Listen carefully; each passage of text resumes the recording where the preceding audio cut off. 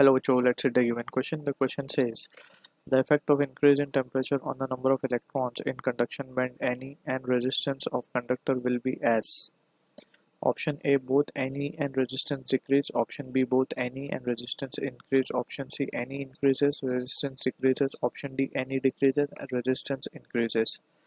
So for this question जो कि concept यहाँ पे we need to understand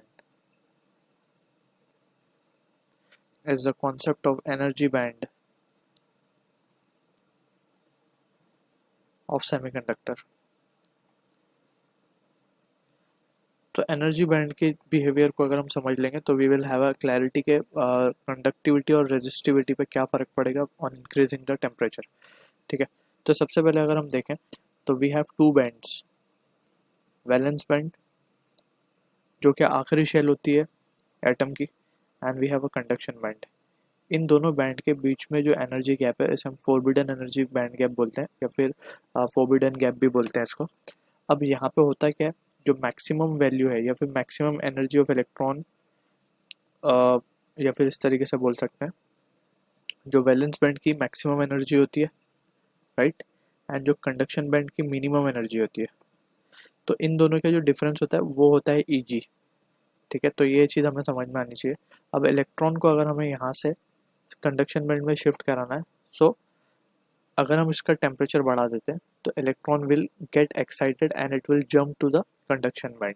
ठीक है, तो इस तरीके से कंडक्शन बैंड में क्या होगा, कंडक्शन बैंड में ऑन इंक्रीजिंग टेम्परेचर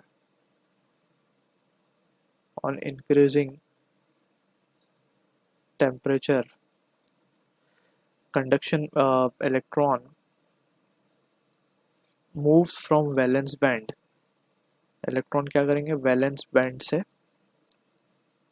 जो है कंडक्शन बैंड में शिफ्ट हो जाएंगे. और अगर वो कंडक्शन बैंड में चले जाते हैं तो इट इज़ ऑब्वियस कि वहाँ पे कंडक्शन बैंड में number of electron will increase. Therefore number of electron in conduction band increases. ठीक है, अब कंडक्शन बैंड में इलेक्ट्रॉन ज़्यादा हो गए, दैट मीन्स उसकी कंडक्टिविटी भी बढ़ जाएगी. देयरफॉर कंडक्टिविटी और कंडक्शन बोल सकते हैं हम, कंडक्टिविटी विल इंक्रीज. और कंडक्टिविटी अगर इसकी बढ़ जाएगी तो this result in the decrease in resistivity,